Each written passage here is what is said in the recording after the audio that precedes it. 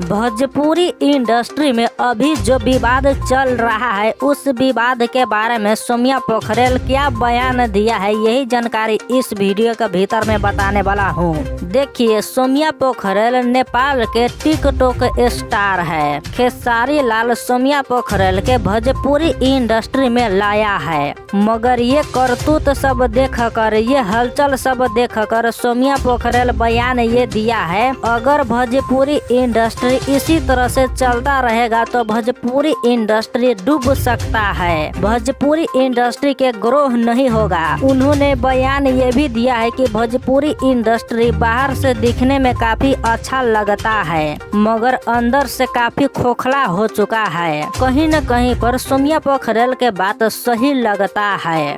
वास्तव में भोजपुरी इंडस्ट्री में जितना गाना नहीं बनता है, जितना फिल्म नहीं बनता है, उससे कई गुना ज्यादा यहाँ पर विवाद होता है। एक दूसरे के नीचे दिखाना, एक दूसरे के आपस में लड़वाना भोजपुरी इंडस्ट्री में ये काफी ज्यादा बढ़ चुका है। ऐसा करना गलत बात है, फिर भी भोजपुरी इंडस्ट्री में ये सब रुकने वाला नहीं है।